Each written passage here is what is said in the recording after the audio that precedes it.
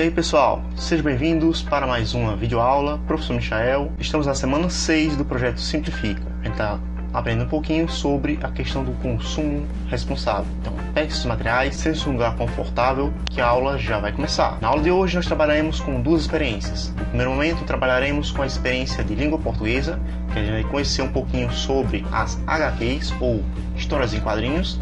E logo após nós vamos trabalhar um pouquinho ali com a experiência de ciências sobre misturas. Então, prepare-se que já vamos seguindo. HQ, a comida que não temos. Preparado para a experiência de hoje? Observe a imagem ao lado. Será que você consegue descobrir o que aprendemos hoje? Conseguiu adivinhar? Isso mesmo. Vamos exercitar a nossa criatividade através das histórias em quadrinhos. Mas você sabe quando surgiu as histórias em quadrinhos? Surgiram em 1895, criada pelo artista norte-americano Richard Outcault, e desde então não parou de fazer sucesso entre crianças e adultos do mundo todo. Se você quiser conhecer um pouquinho da história e como foi que surgiu os quadrinhos, é só clicar nesse videozinho aqui, tá certo? Detalhezinho importante: as histórias em quadrinhos são um gênero textual, tá bom? Que estão dentro ali dos gêneros narrativos, ou seja, aqueles textos, aquelas histórias que contam, que narram algum evento, algum fato ali, fictício ou não, beleza? Vamos lá, professor, qual é a diferença ali para eu saber o que uma história narrativa tem? Muito simples, a história narrativa ela deve ter um narrador, os personagens, tá certo? Precisa ter também a questão justamente do tempo onde se passa aquela história, o local onde ela ocorre e, é claro, também deve ter um enredo, certo? O enredo, como a gente já falou em aulas passadas, é justamente aquele emaranhado de ações, aquele emaranhado de historinhas que vão se desenvolvendo ao longo da nossa história. O texto narrativo ele é construído por três partes simples. Primeiramente, nós temos ali a introdução ou o início. Depois nós temos ali o desenvolvimento, que é toda a parte do meio, tá certo? Onde a história vai se desenrolando. E nós temos ali, por último, a conclusão, que é o nosso desfecho da história. Vamos lá. Gibis, revistas em quadrinhos, quadrinhos, histórias em quadrinhos ou simplesmente HQ. São os nomes que damos a um tipo de arte que usa o recurso de balões e fala em uma sequência de quadros para contar histórias, transmitir informações ou ações. Aqui no Brasil ela surgiu em 1879. Seu autor foi um italiano residente em nosso país, chamado Ângelo Agostinho. Então nós temos aqui um exemplo justamente de história em quadrinho, certo? Uma das primeiras histórias em quadrinhos do nosso país, que foi escrito por Ângelo Agostinho. O nome dela é As Aventuras de Inhoque, ou Impressões de uma Viagem à Corte. Vocês podem perceber aqui que a história, pessoal, ela conta ali essa historinha através tanto de imagem quanto um pequeno texto logo abaixo de cada quadrinho. Se você quiser conhecer um pouquinho mais sobre essa historinha, você pode clicar aqui nesse link, tá certo?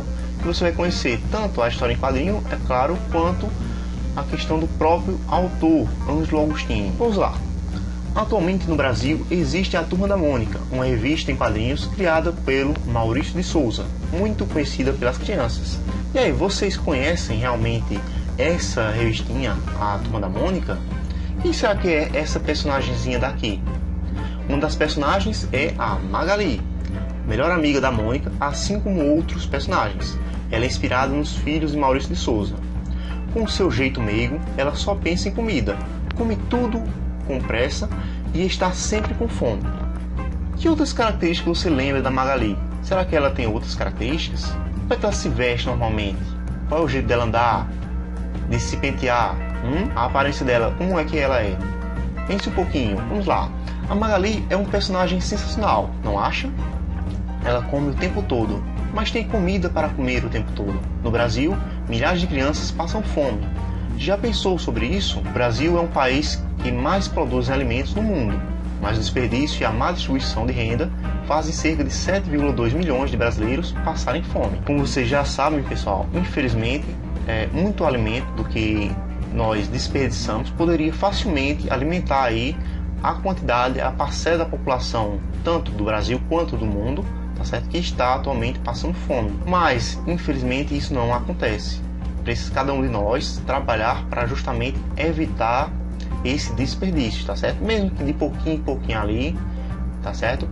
Tentar, por exemplo, não estar desperdiçando muita comida, não estar preparando comida em excesso, além daquilo que é necessário pra gente, tá certo? Também não colocando além do que a gente vai consumir no nosso prato, ok? E é claro, se por exemplo você consumiu alguma comida, mas ficou aquele restinho, aquele desperdício lá, você pode, por exemplo, utilizar a composteira que nós montamos em aulas passadas. É um jeito da gente reaproveitar ali, tá certo?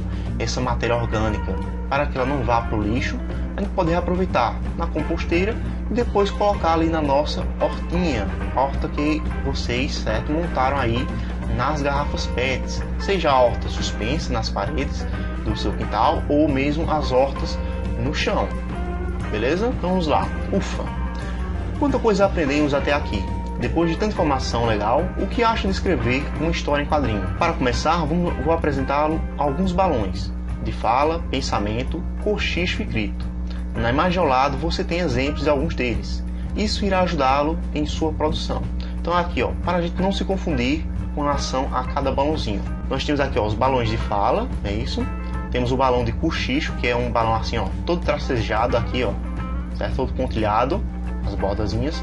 Temos o balão de grito, que é todo agitado, né? Tipo, quase como se fosse espetos. Temos ali o balão de pensamento, que é tipo uma nuvenzinha, não é isso? Cada balãozinho é usado para uma ação específica. Quando os personagens estão falando, quando eles estão falando bem baixinho, quando eles estão gritando, ou então quando eles estão apenas pensando, tá certo? Vamos lá, agora a gente vai organizar as ideias, para a gente poder preparar também o nosso quadrinho. Assunto principal, o assunto do nosso quadrinho, certo? Vai ser a fome. Esse é o nosso tema, o coração da nossa historinha. A historinha tem que falar sobre isso aqui, ó, tá certo? Que a gente aprendeu hoje sobre a fome. Vamos ver? Crianças que passam fome, quais atitudes posso ter no lugar onde moram? Por que existe tanta fome? Como me sinto em relação a isso? Registre tudo em seu diário de bordo.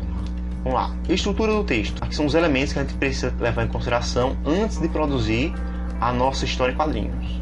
Primeiro, quantos quadrinhos terão? Você precisa pensar nessa quantidade, tá certo? Para poder fazer a história caber dentro desse espaço. Quantos balões serão usados? Quantos personagens terá a história? Quem serão os personagens? Onde eles estarão? Qual é o local aqui no caso? Qual será o conflito, a situação, problema? Tudo que vai desenvolver o enredo da nossa história, tá certo? Tá justamente no nosso conflito. E como será que ele vai ser resolvido? Qual é o clímax? Como é que esse problema ele vai começar a solucionar-se? Como é que vai concluir? Como é que vai acabar a nossa historinha? Lembrando, clímax é uma coisa, tá certo? E o desfecho é outra. O clímax, ele é o ponto mais alto da nossa história, do nosso texto narrativo. Ele é o que aparece logo antes do nosso desfecho, da nossa conclusão. Vocês lembram que eu falei lá no início que a nossa história em quadrinhos, ela deve ter um começo, um meio e um fim? Pois é. Então, o início, tá certo? A gente vai apresentar lá os personagens, dizer algumas características dele, tá certo? O meio, a gente vai mostrar ali como é que o enredo, o conflito, ele vai se desenvolvendo até chegar ali o clímax, e a nossa conclusão é justamente o desfecho. Para a estrutura do nosso texto, vocês vão tentar responder essas questõezinhas aqui, tá certo? Registrando no seu diário de bordo, e depois vocês vão passar para a construção do seu quadrinho. Agora é com você. Coloque a criatividade em ação e registre tudo em seu diário de bordo. Capriche nos detalhes e na mensagem sobre a problemática da fome. Crie a história em quadrinhos, desenhando, colorindo e escrevendo o texto em balões. Quando finalizar, chame as pessoas que moram com você e mostre a sua produção. Então aí vocês vão montar o seu quadrinho, tá certo? Observando todos aqueles pontos que a gente já falou sobre esse tipo de texto narrativo. Lembrando, as falas dos personagens, os pensamentos, os gritos, os cochichos dele devem estar dentro dos balãozinhos, ok? Como a gente já viu ali. Então, é a atividade aqui que vai necessitar do seu diário de bordo. Quando você terminar, você vai compartilhar com quem estiver na sua casa. Vamos lá. Na experiência de hoje, o que é que nós aprendemos? Organizamos as etapas de um HQ, elaboramos um HQ sobre o problema da fome, compartilhamos com as pessoas que moram na nossa casa essa historinha. E aqui, ó, para saber mais, nós temos 2 leituras e um vídeo, tá certo? Beleza? Então agora vamos seguindo com o nosso momento de bem-estar. Brinquedos construídos de material reciclado. Então vamos lá. Pensando em consumo responsável, sabemos que devemos reciclar. Vamos então construir um brinquedo a partir de materiais reciclados? Vamos fazer um bilboquet. Você já ouviu esse nomezinho, bilboquet? Você precisa de uma garrafa plástica, barbante e uma tampinha de garrafa. Se você não tiver esse material, turminha, é só vocês pegarem e substituírem. Por exemplo, a garrafinha plástica eu posso colocar no lugar alguma garrafa que eu tenha disponível, certo? Por exemplo, uma caixinha de leite eu posso utilizar também, tá bom? O barbante eu posso substituir por linha e a tampinha de garrafa eu posso fazer no lugar uma bolinha de papel. Aquele papelzinho que iria para o lixo eu posso reaproveitar. Vamos ver então como é que a gente vai fazer essa brincadeira do bem-estar. Peça um adulto para cortar a garrafa como o modelo da imagem ao lado. Esse está aqui, ó. Abra a tampa da garrafa e prenda o barbante, depois feche a tampa para ele ficar bem fixo. Na outra ponta do barbante, amarre uma bolinha de papel. O bilboquet funciona como um pêndulo. Você deve tentar acertar a bolinha dentro da parte aberta da garrafa. Desafie alguém a acertar. Boa diversão! Para assistir o passo a passo de como fazer o bilboquet, clique no botão ao lado. Então, eu vou colocar aqui depois o link para que vocês possam ver justamente esse vídeo de como fazer o bilboquet, tá certo? Um momento de intervalo, realize 10 minutinhos para que a gente possa fazer justamente essa brincadeira. Mas caso vocês não consigam produzir material e brincar com ele dentro do intervalo, vocês podem fazer também em outro momento, tá certo? E agora a gente vai passar para a nossa experiência de ciências. Tem muito óleo aí? A experiência vai envolver justamente com a questão das misturas. Então vamos ver aqui o que nós temos para hoje. O que vocês fazem com óleo quando não irão mais usá-lo? Você respondeu que joga no vaso sanitário, no ralo ou pia? Precisamos dizer que essa não é a melhor escolha. Você sabia que 1 litro de óleo é capaz de contaminar até 1 milhão de litros de água? Pois é, 1 milhão de litros de água, pessoal, é muito mais do que o que a sua casa consome ali durante um ano, tá certo, de água. Então imagine quantas pessoas não são prejudicadas quando a água é contaminada pelo óleo. Pessoas e, é claro, também animais. Aqueles que vivem dentro da água e aqueles que precisam dela para poder sobreviver. Água e óleo não se misturam, ou seja, é uma mistura heterogênea. A gente vai falar um pouquinho sobre isso aqui daqui a pouquinho, tá certo? Sendo assim, o óleo causa poluição no solo. Em alguns casos, atinge os lençóis freáticos. Além disso, o óleo transformado em gordura forma uma camada sólida nas tubulações e impede a passagem de água. Então vamos lá. Essa questão de mistura heterogênea, o que seria isso? Quando a gente fala de mistura, pessoal, nós temos dois tipos de misturas. As homogêneas, que são aquelas misturas perfeitas ou quase perfeitas, certo? Que a gente não consegue dizer quais são os materiais ali que estão envolvidos. Exemplo, a água mineral. A água mineral é uma mistura, tá bom? Nós temos ali tanto a água, certo? Água potável, quanto os sais minerais presentes nela, que são necessários para o nosso corpo se manter vivo, saudável, certo? O corpo humano não consegue viver, o corpo humano e o corpo dos animais não conseguem viver sem os sais, certo? É extremamente necessário para que a gente consiga viver bem. Então aí, a água mineral é um exemplo de mistura homogênea, ou seja, uma mistura igual. E a mistura heterogênea, professor, o que seria? A mistura heterogênea seria aquela mistura onde, mesmo que a gente misture bem forte, certo? Bata bastante lá os materiais juntos, nós ainda conseguimos determinar o que é cada um deles. Por exemplo, água e óleo. Se eu pegasse, por exemplo, um copinho cheio d'água e colocasse uma camada bem fina de óleo e misturasse bem rápido, bem rápido, bem rápido, ainda assim o óleo sempre ficaria separado da água. Esse é um exemplo de mistura heterogênea, uma mistura onde as partes dela, tá certo? Elas ficam separadas. Vamos lá, o que seria lençóis freáticos aqui? Lençóis freáticos, se não me engano, a gente já trabalhou em aulas passadas. Eles são justamente aquele reservatório de água que fica abaixo da terra, certo? Um reservatório subterrâneo natural, ok? Pronto, e agora vamos seguindo aqui. O brasileiro consome em média 20 litros de óleo vegetal por ano. muitas vezes esse óleo não tem o devido descarte. Segundo os dados da Associação Brasileira das Indústrias de Óleos Vegetais, a ABIOV, 1 em cada 4 litros de óleo de cozinha é descartado de maneira errada no Brasil. Isso significa que 500 mil litros de óleo no meio ambiente. Então imagina aí quantos milhões de litros de água não são contaminados. Lembrando, quando a gente descarta o óleo na nossa pia, no nosso encanamento, tá certo? A gente corre o risco de acabar entupindo esse encanamento. Por quê? O óleo, depois de um tempo, ele acaba endurecendo, tá certo? E acaba virando meio como se fosse uma espécie de bloco de gordura sólida. E com isso, os encanamentos de casa podem acabar se contaminando, tá certo? Então, por isso que é importante não jogar nem nos canos, tá certo? E também no solo, porque pode contaminar o solo. Se você quiser conhecer um pouquinho mais, é só clicar nesse videozinho aqui, ó, tá certo? Sobre esse consumo e nessa questão do óleo vegetal no nosso dia a dia. Mas então, o que fazer? Vamos lá. Primeiro, vamos refletir sobre a quantidade de óleo usado. Caso o consumo seja elevado, onde você mora, existe a possibilidade de repensar esse consumo? Quantos litros de óleo usado você consome em um mês? Para observar e entender melhor a sua realidade, vamos fazer uma entrevista?